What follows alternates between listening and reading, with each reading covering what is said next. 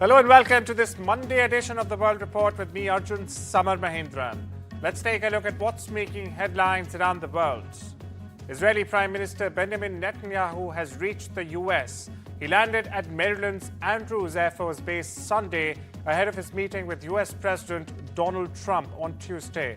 Netanyahu was then welcomed at the Blair House in Washington Sunday evening ahead of his meeting with Trump on Tuesday. It's a very important meeting, the Israeli Prime Minister told reporters before takeoff.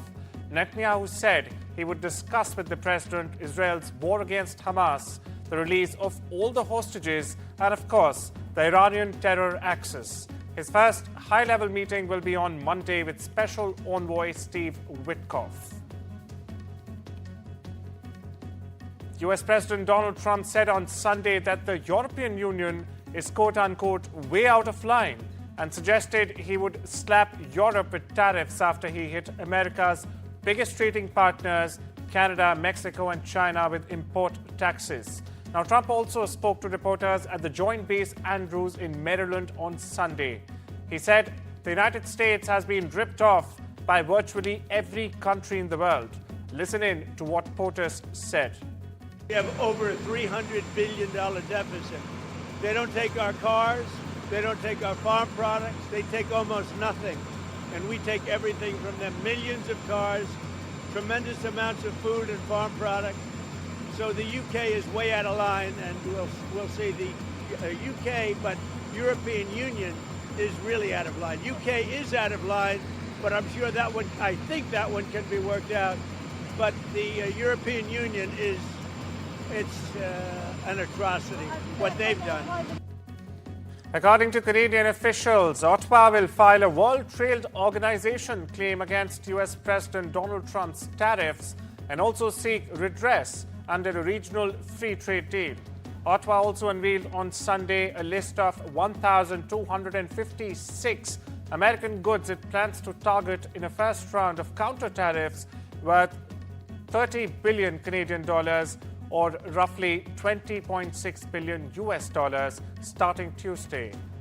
The list includes cosmetics, appliances, tires, tools, plastics, furniture, coffee, wines, and spirits as well. A second round of counter tariffs could be announced in the coming weeks, when total amount of the products targeted would rise to 155 billion Canadian dollars. Mexican President Claudia Sheinbaum said Sunday that the United States is shooting itself in the foot by imposing a 25% tariff on Mexican goods entering the U.S. Take a look.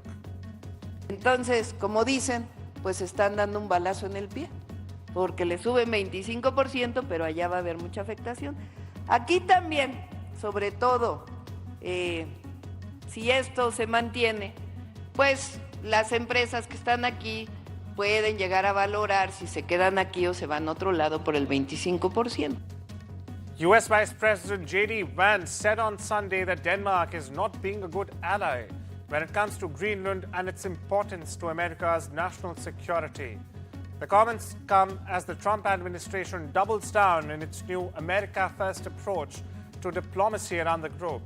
For weeks, the administration has refused to rule out the use of military force to seize control of the Panama Canal and Greenland after declaring the U.S. control of both to be vital to American national security. U.S. Secretary of State Marco Rubio has demanded that Panama make immediate changes to what he calls the influence and control of China over the Panama Canal. The warning follows President Donald Trump's vow to retake the canal and meeting between Rubio and Jose Raul Mulino, Panama's conservative president, in Panama City on Sunday. On the other hand, Mulino told reporters he did not see a serious threat of U.S. military force to seize the canal, saying he had proposed technical-level talks with the U.S. to address Mr. Trump's concerns about Chinese influence. Now, clearly, the two men appeared to emerge from the two-hour meeting with different interpretations. Qatar's Prime Minister Sheikh Mohammed bin Abdul Rahman Al Thani on Sunday called on both Israel and Hamas to immediately begin negotiations on Phase 2 of the Gaza ceasefire deal. Speaking at a press conference in Doha alongside Turkey's foreign minister, Sheikh Mohammed stressed that the ceasefire agreement requires both parties to engage without any further delay. We started already engaging with the parties in order to define the agenda and to start engaging in those discussions. There is nothing yet clear about where are the delegations will come and when it's going to take place, but at least over the phone these discussions has started. And we hope that we start to see some movement in the next few days. And I know that it's critical that we get things rolling from now in order to get to an agreement before day 42, and it's critical also to show that there is a commitment from both sides to engage in a good faith. Iran-backed Lebanese militant group Hezbollah said on Sunday that the funeral of its longtime leader will take place on the 23rd of February, months after he was assassinated in a series of Israeli airstrikes in a southern Beirut suburb. Secretary General Naim Qassem made the announcement regarding his predecessor Hassan Nasrallah in a pre-recorded speech. It came days after a US brokered ceasefire agreement that ended the war between the Lebanese militia and Israel was extended until the 18th of February. Nasrallah was killed on the 27th of September after a series of Israeli airstrikes struck several buildings in a southern Beirut suburb.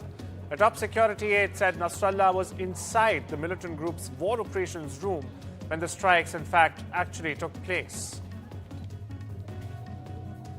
Syria's Ahmad al-Shara, alias al-Julani, is in Saudi Arabia, where he met Crown Prince Mohammed bin Salman on his first foreign trip since being named president of the transitional government earlier this week.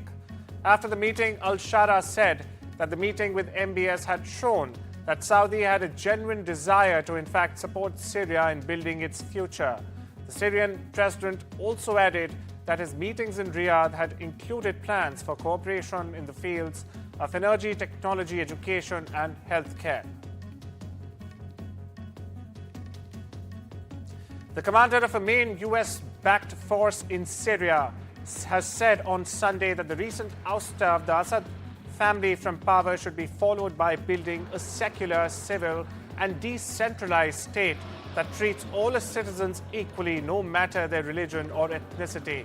The commander of the Kurdish-led Syrian Democratic Forces, Mazloum Abdi, said in an interview on Sunday that he recently met Syria's newly named interim president, Ahmad al-Shara, in Damascus. He said the two sides are negotiating with the help of mediators to find compromises regarding Syria's future, including the future of the Kurds. Jordan's King Abdullah will meet US President Donald Trump on the 11th of February at the White House, the Jordanian state news agency reported on Sunday, following Trump's call for the transfer of Palestinians to Jordan and Egypt. Now, last week, Trump in fact said that Egypt and Jordan should take in Palestinians from Gaza, which he called a demolition site, following 15 months of Israeli bombardments that have rendered most of its 2.3 million people homeless. Now, critics have called his suggestion tantamount to ethnic cleansing. A group of 50 sick and wounded Palestinian children began entering Egypt for treatment through Gaza's Rafah crossing on Saturday. It's the first opening of the border since Israel captured it nearly 9 months ago. Thousands more are to follow. The reopening of the Rafah crossing represents a significant breakthrough that bolsters the ceasefire deal Israel and Hamas reached last month. Israel agreed to reopen the crossing after Hamas released the last living female hostages in Gaza. Now, Rafah is Gaza's only crossing that does not enter into Israel. Artificial intelligence heavyweight OpenAI has launched a new AI tool called Deep Research, which it said conducts multi-step research on internet for complex tasks. Now, the tool is powered by a version of the upcoming OpenAI O3 model, optimized for web browsing and data analysis. OpenAI said the users have to give a prompt, and OpenAI's chatbot ChatGPT will find, analyze, and synthesize several online sources such as text, images and PDFs to create a comprehensive report at the level of a research analyst. OpenAI CEO Sam Altman has said that the tool is like a superpower and can do tasks that would take hours or, in fact, days and cost hundreds of dollars otherwise. An investigation into a Mexico-bound air ambulance crash in northeast Philadelphia continued on Sunday. 7 people were killed and 22 others injured when the jet crashed in a busy Philadelphia neighborhood. Now, 5 people, in fact, still remain hospitalized. At least 11 homes were significantly damaged, along with some businesses as well. The air ambulance plummeted to the ground Friday evening, less than a minute after it had taken off from northeast Philadelphia airport with 6 people on board. Now, they included a girl who had spent months being treated at a city hospital. Competing claims are emerging over a deadly attack on a boarding school in Russia's Kursk region that has been under Ukrainian control for 5 months, with Ukraine and Russia accusing each other of, in fact, carrying out the strike. The General Staff of Ukraine's armed forces said Saturday night that 4 people were killed and a further 4 seriously wounded in the Russian strike, with 84 people rescued by Ukrainian servicemen from the rubble of the building. On the other hand, Russian Ministry of Defense claimed in the early hours of Sunday that it was, in fact, Ukrainian forces that had launched a missile strike on the school, saying that the missiles were launched from Ukraine's Sumy region. Serbia's powerful populist leader Aleksandar Vučić is facing his biggest challenge yet as student-led demonstrations intensified at the weekend in what was being called the Balkan countries' greatest ever protest movement. 3 months to the day after a concrete canopy collapsed at the entrance of Novi Sad's railway station, tens of thousands of protesters converged on the northern city, blockading its 3 bridges in commemoration of the 15 people killed in the accident. The tragedy has been, in fact, blamed squarely on government inaptitude and craft. Meanwhile, hundreds of voters in Ecuador gathered in the south of Quito to listen to presidential candidate for the Citizen Revolution, Luisa Gonzalez, during a campaign closing event. The crowd stood in the evening rain, motivated by her message of change and hope. On the 9th of February, Ecuador will elect its new president and vice president, assembly members, and Andean parliamentarians in the general elections. They will have to choose between 16 presidential candidates. Listen in. Vamos a trabajar juntos las familias ecuatorianas, por cambiar nuestros destinos. No nos vamos a conformar. Hemos resistido tanto y vamos a resistir hasta el 9 de febrero, donde vamos a ir todos juntos a votar, todos sin revolución ciudadana, y empieza el cambio de la patria con Luisa González, presidenta. And on Saturday, an intangible cultural heritage performance of underwater Sichuan opera Face Changing was held at Xinjiang Joy Ocean Park in Changsha, integrating the traditional Sichuan opera art with wonderful ocean world.